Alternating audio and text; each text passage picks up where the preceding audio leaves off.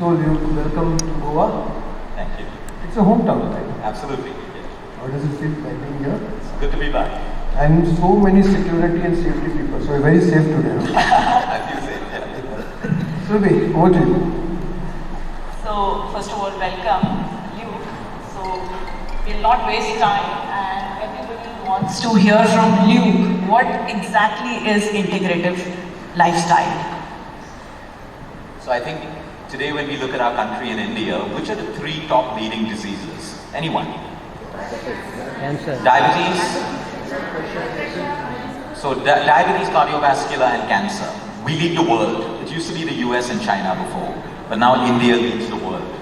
Okay? So while we can sit here today and motivate everyone to work out and eat better, we're data oriented. That's what fire, safety and security also relies on, data points. When something at the top is going wrong, we're living in a country where we have access to some of the best doctors, nutritionists, there are gyms, there are superfoods, we have everything. We have the internet, we have knowledge available to everyone, but why are we the sickest country in the world? That's something that we need to think about.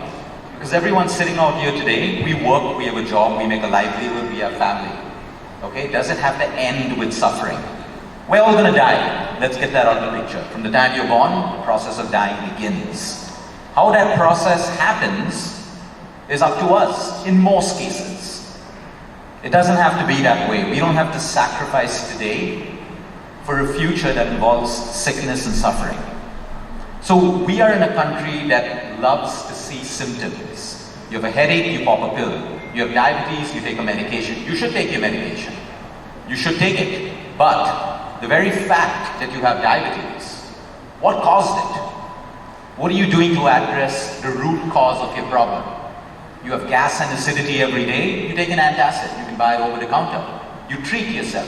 That's fine, that's good. But you're having it every day. What's your body trying to tell you? We're a sick country today because people don't listen to the symptoms. We want to treat the symptoms. Symptoms are not bad things. Symptoms constantly tell us what is going wrong and what can happen. If you're sleep deprived today, you're in the age group of 40, 50, 60, you can forecast how many cases of Alzheimer's, dementia, Parkinson's is going to happen based on your sleep today. Now once you have the Alzheimer's, the dementia, the Parkinson's, sleep's not going to fix it. It's already happened.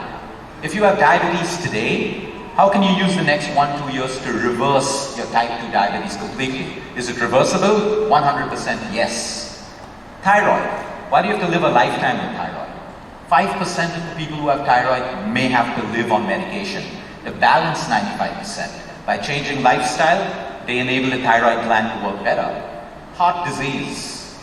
Young people in their 30s and 40s today dying of heart attacks. You know, we just look at this, we feel sorry, but we move on with our lives. Not making the changes that we're picking up from society. So integrative medicine looks at you as a whole. It just doesn't look at your heart. Your heart is interdependent on your brain function, your oxygen, your movement, your sleep, everything else. If you have diabetes today, people say, hey, look, I have diabetes, I stopped eating sugar. That's the least of your problems. There's so much more that you're going to look at. Because with your diabetes, your kidney's involved, your pressure's involved, your brain's involved. So you see, because we only look at one body part, it's like a car. We take out the engine, we take out the brake pad. That's how we're treating the human body today. Integrative and lifestyle medicine looks at you as a whole. It recognizes, why am I constantly sick? Why am I putting on weight? Why can't I lose weight? These are signals that your body is giving you. And if you listen at the right time, that is what prevention is. And that is what reversal or remission is. So the whole point of integrative medicine is a 360-degree approach. You look at everything. Your sleep, your emotional wellness, your nutrition, and your exercise. Now all of these 4 pillars, you can complicate them or you can simplify them. So before we move on to the next question, how does fire safety work on fundamentals, on SOPs? If the fundamentals are right, the process works. Then you can add on innovation and everything else. But the fundamentals never change. It's the same thing with human health. People are trying to do extreme diet plans, extreme workout plans, all of that stuff. But the fundamentals are wrong. The beauty of health is just the fundamentals, get them right with consistency. Everything else is complication. And then of course you have a disease, you have a different approach, but prevention is simple if you get the fundamentals right. Thank you.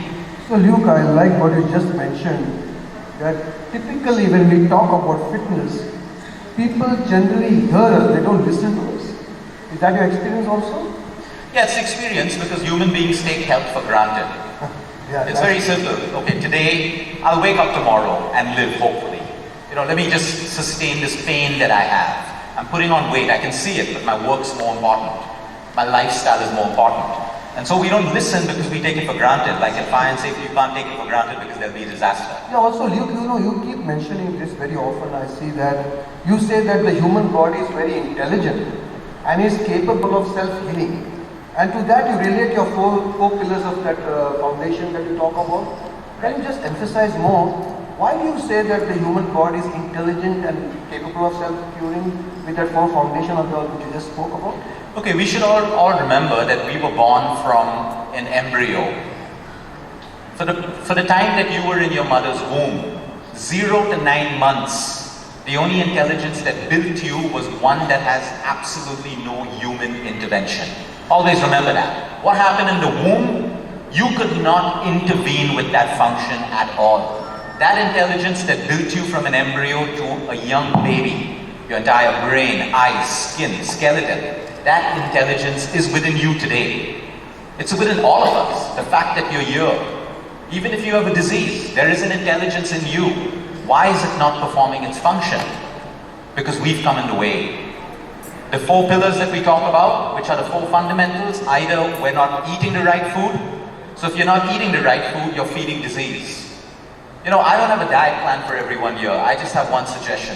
Whatever you eat, before eating, just think, is this feeding health or is this feeding disease? Go ahead and eat it. You're responsible for the consequences of your decision. But just everything you eat is either feeding health or it's feeding disease. And that process starts from the time that you start eating. The second fundamental, I won't use the word exercise, movement. The human body is designed to move. Every time we move, our heart works better. Blood circulation. Why do we need blood circulation? Because blood carries nutrients from the food that you eat and oxygen from the air that you breathe to trillions of cells in the human body. So when you're inactive and you're sedentary, forget about the organic food that you're buying, forget about everything else.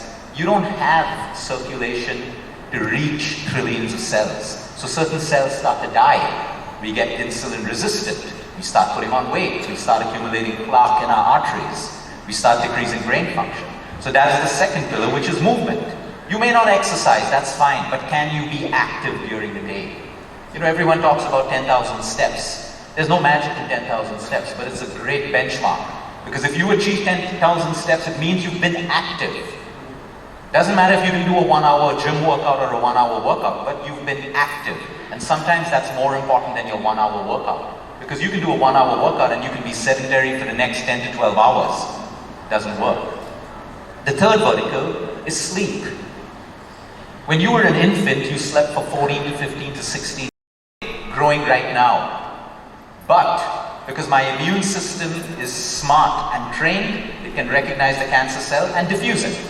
Everyone in this room has cancer cells, right now. But why don't you have cancer? Because every time the cell abnormally grows, the immune system identifies and kills it. Now when that process goes wrong, we have all diseases. So sleep is medicine. It's very easy to compromise sleep because we can buy 1 hour more, 2 hours more, 3 hours more. But you are starting the process of dying much faster at a cellular level. All disease starts from a cellular level.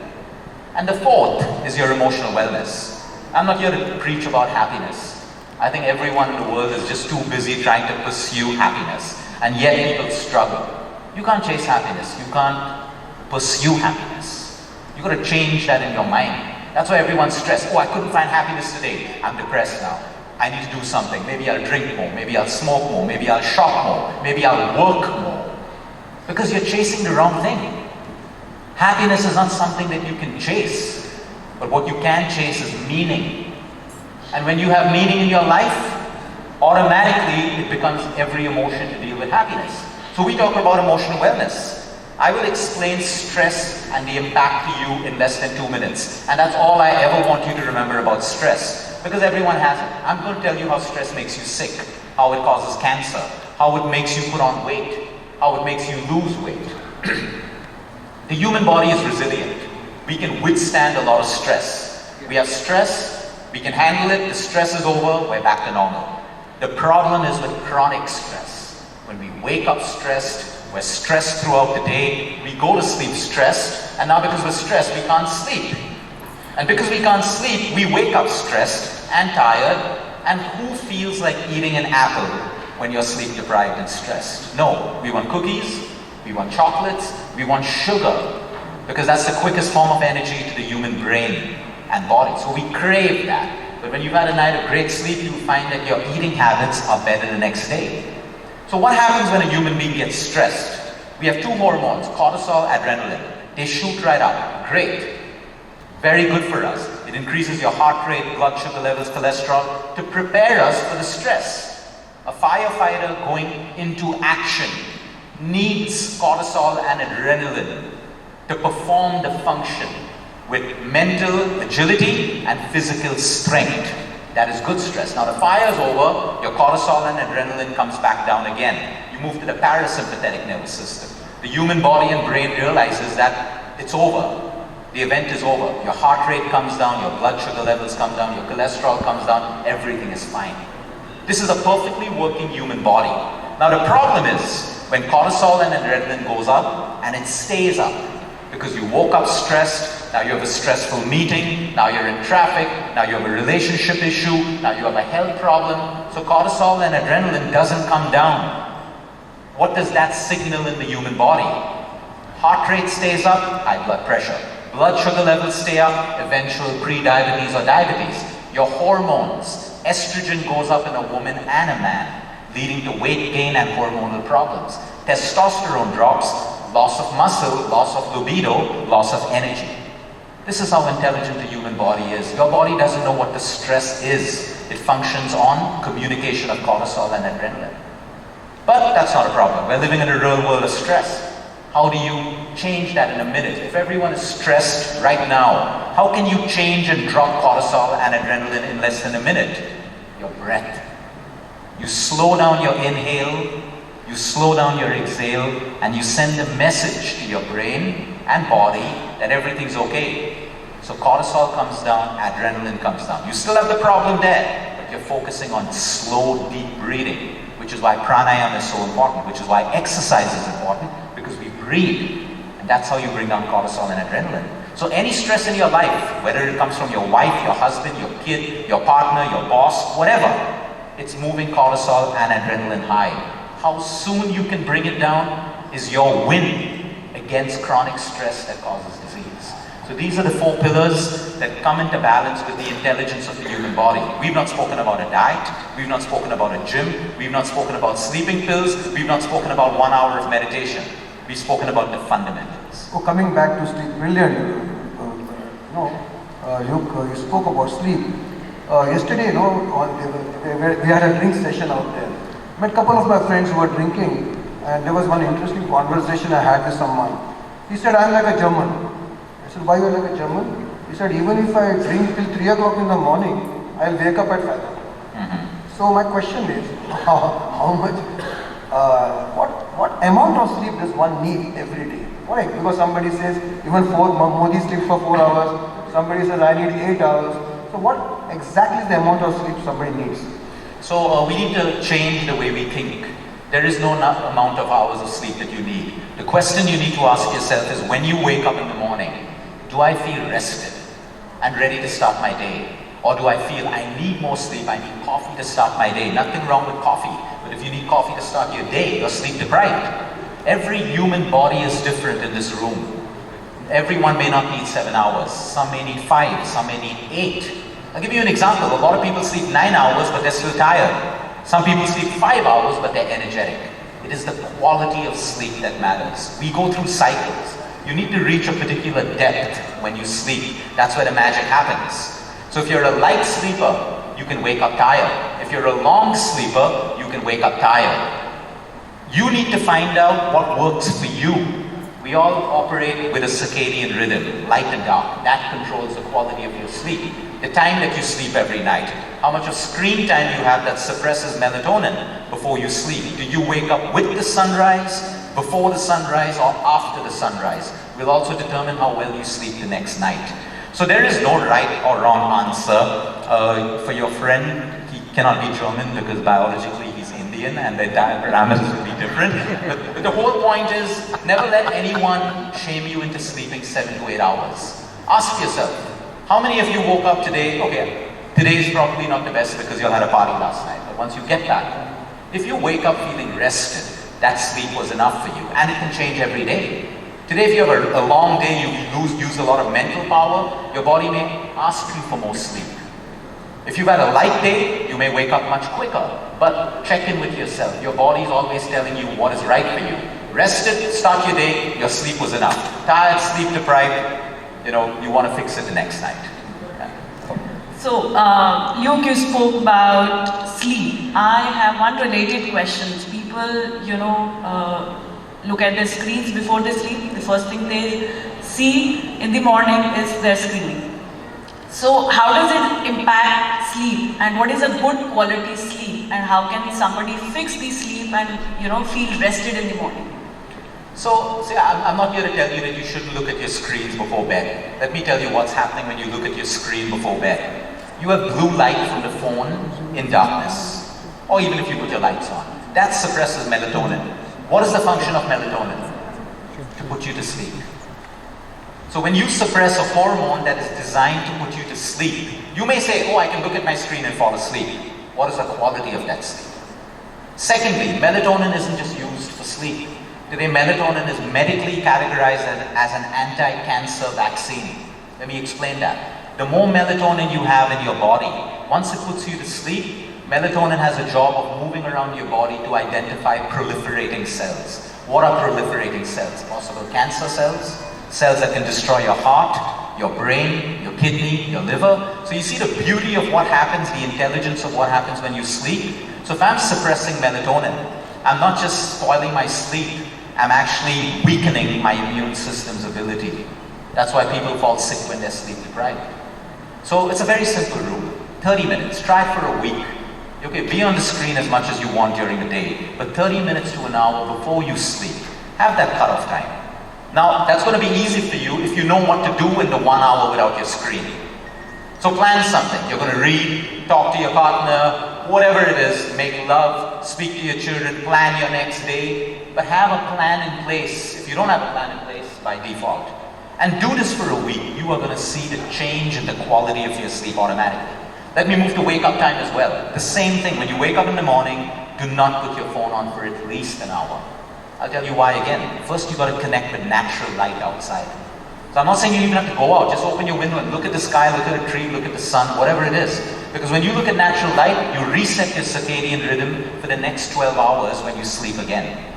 This is nature. This is not what I'm saying. This is nature. And the second thing is, what happens when you put your phone on in the first hour of the morning? You get automatically pulled into a work email, the virtual world, and your day starts off that way. That 1 hour in the morning is for you. It's your sacred time. You brush your teeth, your toilet regime, maybe yoga, a workout, connection, write, read. That's your 1 hour that determines how the rest of your day starts for you. So if you could do these 2 hours, your life changes automatically. Not because I'm saying it, I'm asking you to try it. Human beings learn best through self-realization. When I try it and I say, hey, wow, this is working for me, then you don't need motivation because you're already inspired. And these are 2 tips of how we can actually improve our sleep. Thank you. So my next question, which everybody wants to understand, what is balance? Because I keep hearing from people, oh, I'm following fruits diet, I'm following no carbs diet, keto diet, paleo diet, Atkins diet. What exactly is balanced nutrition without getting into the rat race of fad diets? So why does biometrics work? Why is biometrics so successful? Because there's no 2 identical fingerprints in the world, even identical twins. That's why it's successful. Remember that when you think about the next diet you choose. Everyone in this room is unique. What works for someone doesn't have to work for your friend. So if someone's eating a fruit diet, it doesn't mean it's going to work for you. It could become your biggest poison. Weight gain, diabetes, because your liver can't process so much of fructose. So just because the world is talking about it, or someone, an actor or a cricket player or someone else is doing this, it doesn't mean you're going to do that. There are tons of Hollywood diets on the net. How many of you followed it and looked like that Hollywood star? Not possible. The point of balance is, what works for me, my geography that I live in, the kind of work that I do, my body type, my family history, what works for my body? The question I want everyone to reflect on, from the time each of you stopped breastfeeding on your mom, the food that your parents fed you, till the time you were a young teenager, if you were healthy and happy with no problems, why aren't you eating that food today? Why are you looking for new diets? It didn't make you sick back then. So the diet that your parents brought you up on, if you were happy, healthy, and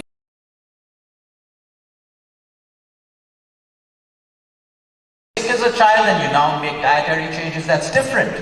But how many of you were really sick or having weight problems from the time you grew up? Most of the answers will be no. You can remember we were happy, healthy, we could eat samosas, drink a Coca-Cola, but we were active, we were playing. You were absolutely fine until you started moving away from simplicity and balance. The food that you ate when you were a child is in your DNA. It's in your DNA. You can't ever get rid of it. So when a non-vegetarian tries to shift to a vegetarian, that's absolutely fine. You can't just do it overnight. You're going to have to transition really, really slow because your body recognizes animal protein. You can do it. You can become vegan, you can do whatever, but do it the right way. If you're doing keto, do it the right way, with the right intention. If you're doing it as a shortcut, we all know shortcuts never work and they're dangerous. If you want to become a vegan, do it because it's intentional, not because you feel left out because all your friends are doing it and it doesn't suit you. So the point of diet is what works for me. Today I ate food. I had energy, I had a good bowel movement in the morning, I worked out, I was energetic in my meetings, focused. My food is right. Today I ate food and I'm sluggish, I'm gassy, I'm constipated, I'm tired, I need more sugar. My food is wrong. Listen to your body. There is no one even on my team who's qualified to tell you what you should eat. But we can find out through your behavior and put you on the right path. But your body is already telling you what you eat at the next meal, whether it's going to suit you or it's not going to suit you. So the knowing is already there. Balanced nutrition requires you to have your protein, your good fats, your good carbohydrates, your micronutrients which come from your fruits, your vegetables, your nuts, your seeds, your fiber which will come from your complex vegetables. That's it. That's it. Keep it simple. You want to do keto, you may have to cut out your carbs. That's up to you, what you're doing with intention.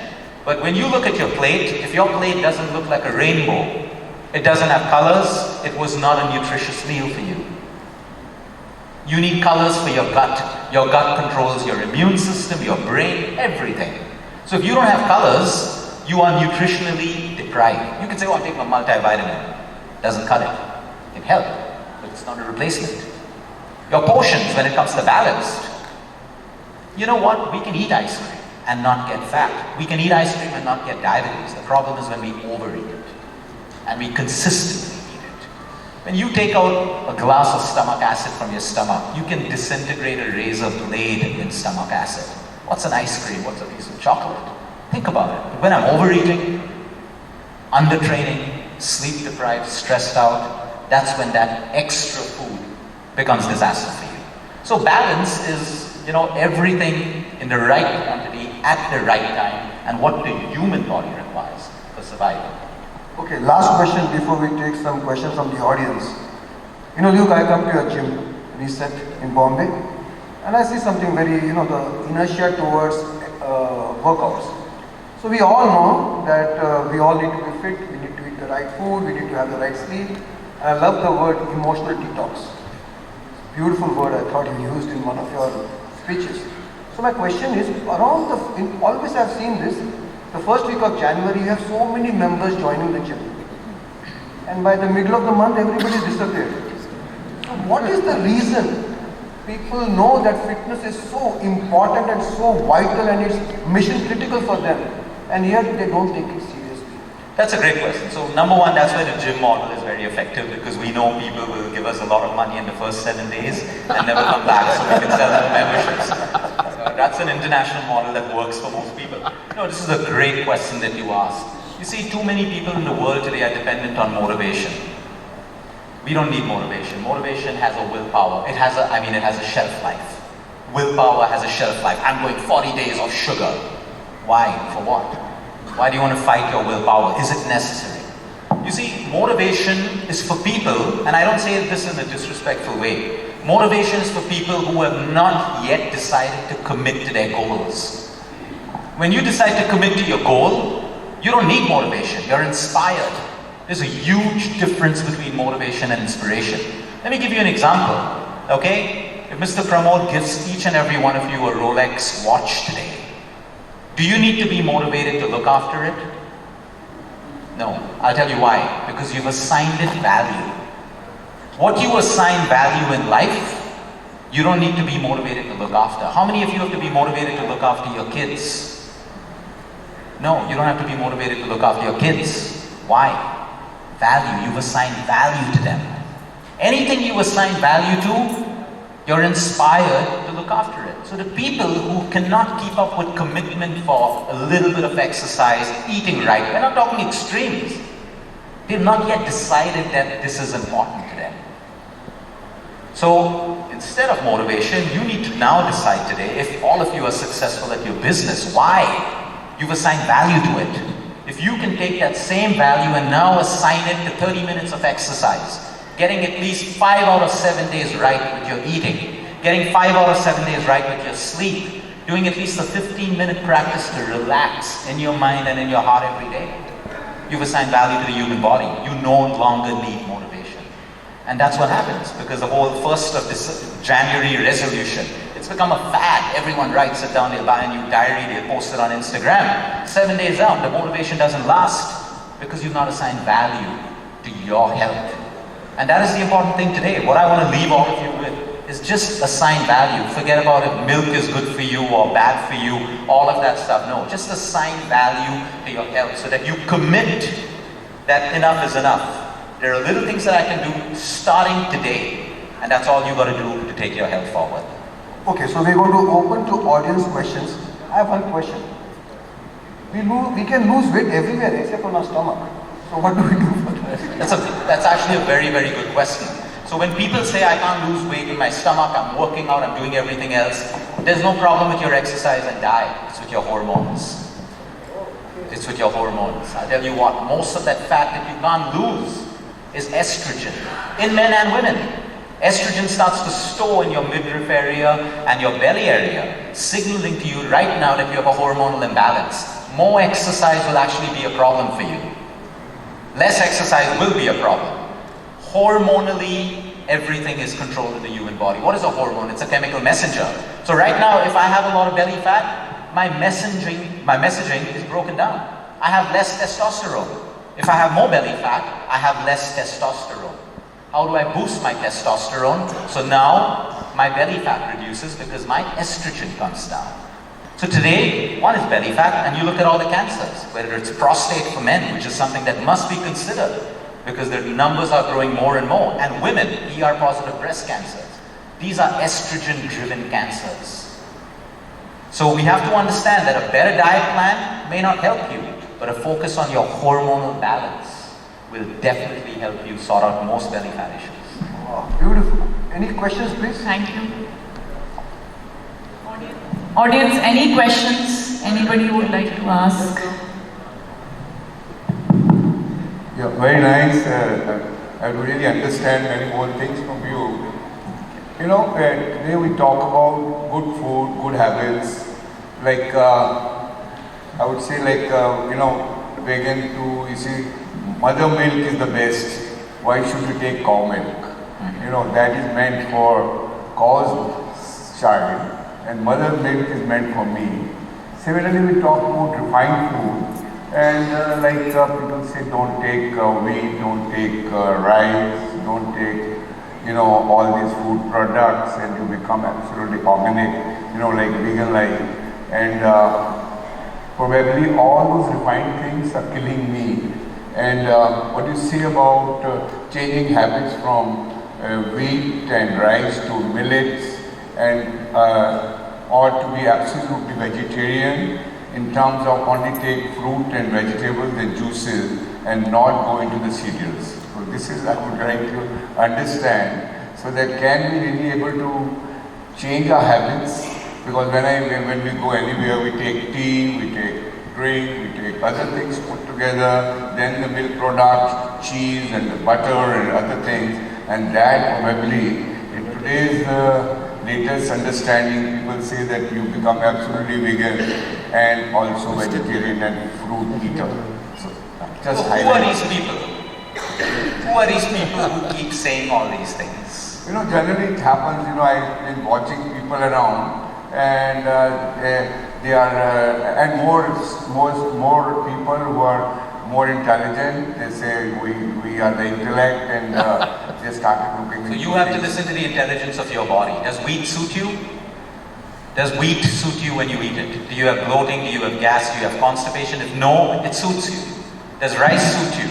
You have no diabetes, you're mixing rice with a lentil. It's a class A protein for vegetarians. You don't have to worry about what people say. You have to see, is this suiting my body? The whole debate on milk, I don't want to get into that right now. We've run projects in Africa where to keep people alive, they are dependent on having milk right through, because that's the most abundant food available. Now will we say, oh, let's stop everyone from having cow's milk because it's for the cows and stuff? These are debatable. But I want to come back to your point. Today when I look at my data, I have sick vegans, I have sick vegetarians, I have sick non-vegetarians. There is no data to show me that if I become vegan, I'll get less cancer. I have cancerous vegans, I have cancerous everyone. It is what suits you at the end of the day. If it's from a religious sentiment, spiritual sentiment, it's your choice. But is it suiting you? Only you will know the answers to that. There's nothing wrong with millets. There's absolutely nothing wrong with rice. Some of my fittest and healthiest and happiest people eat everything. And they have 2 drinks every night till the age of 95 and 96. You know what? Most people are sick because they're unhappy in their minds. Your physical health is dependent on the physiological state of the human body, which is to be happy. Every time we move away from happiness or meaning, we invite disharmony in the body. As disharmony continues, we start getting diseases and pains and aches. So it doesn't matter. If you're being a vegan, be a happy vegan. Don't be a vegan that puts everyone else down. If you're a non-vegetarian, respect other people. It starts off with that, but intention. So please eat wheat if it suits you. If you eat wheat and you start bloating up, you're getting constipated. If you have milk and you're starting to bloat up, it definitely doesn't suit you. You want to know, why could I have it before and I can't have it now? Because you have gut issues now. You have inflammation in your gut. So you will be the best person to design your own food plan dependent on the signals that come from your body. A lot of people say they're intellects and intelligent. I have a lot of experience as well, but every day I'm learning because of uniqueness of human bodies. We can never say this is the best diet for everyone today. 7 hours of sleep, meditate for 1 hour. I know people who meditate for 5 minutes and they're grounded. So everyone is different. One last question. Good morning. Morning. I have a question. When you're talking about this breathing, you said when you breathe slowly, your anxiety goes down. Yeah. And you said while exercising, you breathe slowly. But I don't know. I'm a little confused. When you exercise, really, your breathing goes up. No. To bring down your stress levels, slow breathing. When you're working out, your breath goes up for circulation, blood circulation. So that produces endorphins. When you produce endorphins, you have a calmness in your mind. So they're 2 totally different things. So but right now, if let's say you're angry right now, there's a lot of anger in you, and you actually do 5 push-ups or 5 squats or something like that, that anger will come down. Why? Your breath went up and now it comes back down. Cortisol and adrenaline comes down again. But if you're stressed out, the quickest way to bring down your cortisol and adrenaline is slow down your inhale and exhale. And you can do it right now sitting over here, you're in a meeting, no matter what, you slow that down, cortisol and adrenaline comes down. That's all. Thanks for the clarification. Yeah. One last question.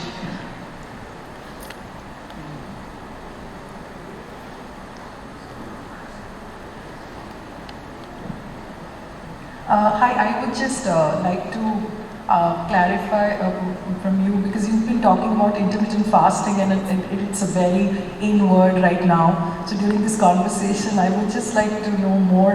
What do you think, whether intermittent fasting is good? Because there are people who are doing like 18 hours fasting and 19 hours fasting, and it is a thing. So How many hours do you do? I don't want to know what other people are doing. regular like 13 hours or 14 hours. Does it work for you? Do you feel good after doing 13 hours? Yeah, Do you think you can I do mean, more? That's what average would be, like 7 o'clock eating in the night and morning waking up and having breakfast at 9. No, so is it working for you? Do you feel energetic after you break your Yeah, fast? I think it Then works. that's your sweet point. Forget about what other people do. There is no magic in doing 18 hours or 17 or 16. The minimum to get the therapeutic benefits of fasting is 12 hours, sunset to sunrise. You stop eating at sunset, you start eating at sunrise. Maybe not practical because we work, we travel, but at least try to keep your meals as close to sunset and keep a minimum of 12. Now I can use a 24-hour fast, I can use a 36-hour fast for certain patients who have tumors, but they're different. So you do what suits you. There's no magic number. Today it's 13, tomorrow you may wake up and find that I'm not hungry. And you'll fast to 17, 18 or 19 because that's what your body needed. Tomorrow you may wake up and you want to break your fast in 12 hours. Break your fast in 12 hours. It's always going to be different. Don't put yourself into a box. It's always going to be different. Thank you so much, I Luke. just want to ask one question, that after this recent COVID stress-related issues, a lot of people have developed... Gita, 1 minute. Take a mic over first, please. Can't hear you then.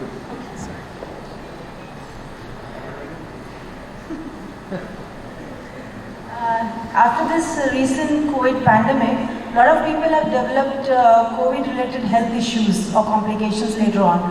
And what I understand is a lot of problems have been created due to the gut health, improper gut health. So what are your suggestions to improve the gut health? So I myself am facing a lot of histamine intolerance after I recovered from COVID. So how to improve your gut health? See, it could be, I'll speak as generic as possible. I don't know what treatment each one's gone for COVID. A lot of them were put on heavy antibiotics. If they were on antibiotics without pre and probiotics, the entire gut microbiome was wiped out. It needs to be rebuilt. The quickest way to start improving gut health is cut out white sugar for at least a week. Cut it out completely. Every time you have white sugar, even if it's that little teaspoon, which is not a bad thing, but if you have a gut problem, it's feeding your bad bacteria. The problem with the gut is when you have more bad bacteria than good bacteria. That's when you have gas, constipation and everything else. Your prebiotics and your probiotics. What are some examples of prebiotics and probiotics? Your onions, your apples, your leeks, all of these things that you eat before, apple cider vinegar. Your probiotics are your yogurts or your kimchis or your pickles or your sokra. And if you can't do that, you can take a probiotic pill, okay, which is over the counter and it has absolutely no side effect. So that's number one. Number two, if you're sleep deprived, poor gut health, because the gut doesn't have time to repopulate. So that's also there. Stress, chronic stress, wipes out your gut, which is why when you're stressed, you feel queasy in your gut. Or when you feel queasy in your gut, you feel anxious in your mind. Interrelated, axis that connects the brain and the gut together. So it's not just that. The foods, you want to keep very simple, light, bland foods for at least a week, 10 days. Fruits, vegetables, raw foods can be very therapeutic for your gut. But at the same time, if you have other gut issues like colitis or something else, raw foods can become your enemy. So this is as generic I can be, but number one, just cut out sugar for about a week, your gut starts to get better. Introduce a prebiotic or probiotic so that you can replenish your gut bacteria. And hydration, your water intake as well. Yeah. Okay, Luke, when I first heard about you through a common friend, Karan, and today, after listening to you, it was a very, very awesome session. I'm sure all of you agree, right? Yeah. Super. Thank you so much. Thank you so much, Luke.